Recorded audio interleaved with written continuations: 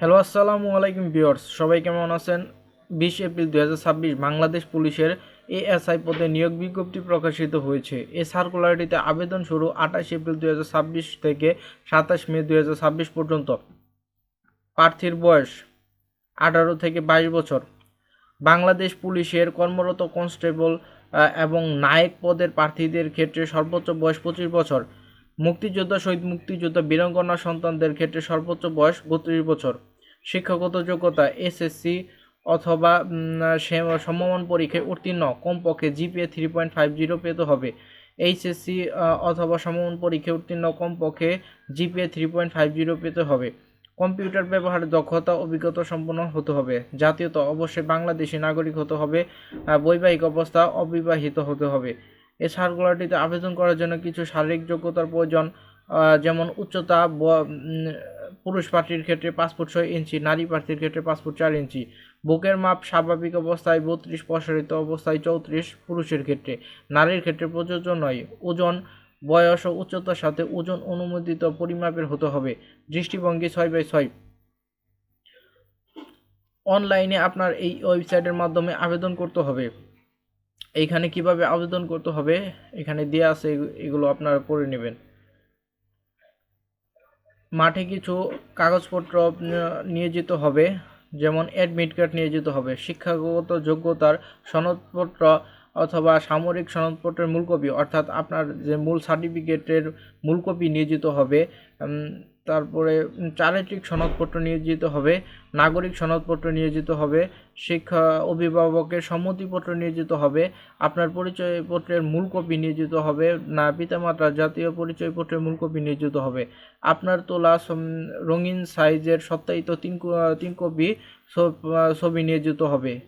বীর মুক্তিযোদ্ধা, শহীদ মুক্তিযোদ্ধা, বীরাঙ্গনা সন্তানদের ক্ষেত্রে মুক্তিযোদ্ধার নাম, লাল মুক্তিবার্তা থাকলে সত্যায়িত অনুলিপি নিয়ে যেতে হবে।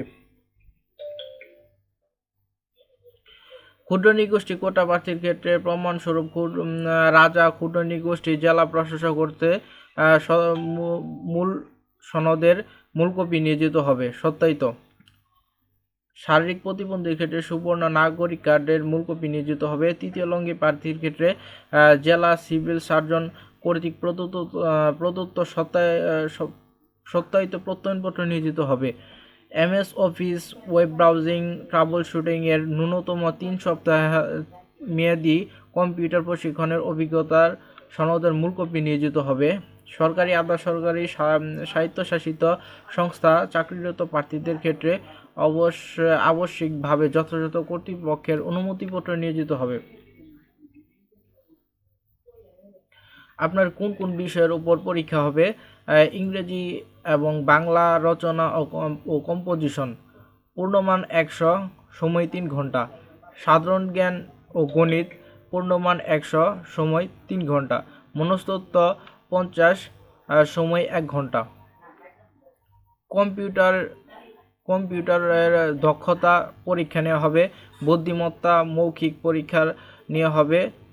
স্বাস্থ্য পরীক্ষা নেওয়া হবে। এগুলো আপনারা দেখে নেবেন।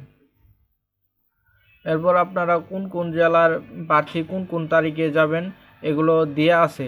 মাদারীপুর, কিশোরগঞ্জ, রাঙ্গামাটি, ব্রাহ্মণবাড়িয়া, ঝিনাইদহ, নড়াইল, সিরাজগঞ্জ, চাঁপাইগঞ্জ, কুড়িগ্রাম, সুনামগঞ্জ, জামালপুর, ফরিদপুর, টাঙ্গাইল, কুমিল্লা, খাগড়াছড়ি,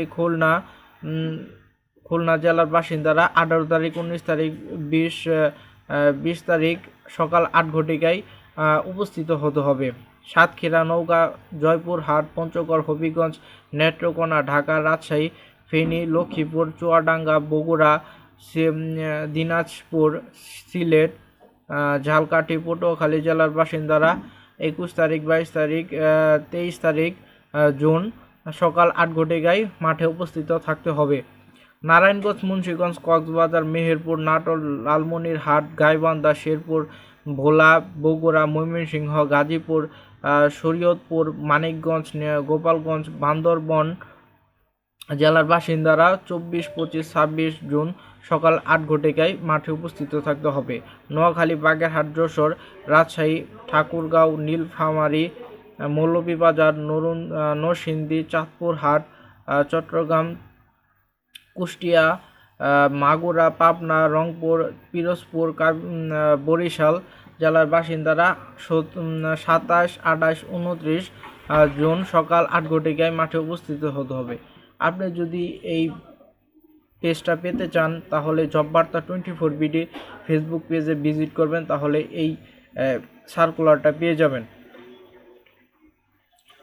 আপনি যদি জব বার্তা 24 বিডি ইউটিউব চ্যানেলে নতুন দর্শক হয়ে থাকেন তাহলে অবশ্যই চ্যানেলটা সাবস্ক্রাইব করে নোটিফিকেশন বেলটা অল করে রাখবেন। যারা অলরেডি সাবস্ক্রাইব করছেন তাদেরকে অসংখ্য ধন্যবাদ। যারা এই ভিডিওটি ফেসবুক পেজ থেকে দেখছেন তারা অবশ্যই ফেসবুক পেজটা ফলো দিয়ে রাখবেন। এই ছিল আজকের ভিডিওটি ভালো লাগলে লাইক করবেন, শেয়ার করবেন। ধন্যবাদ।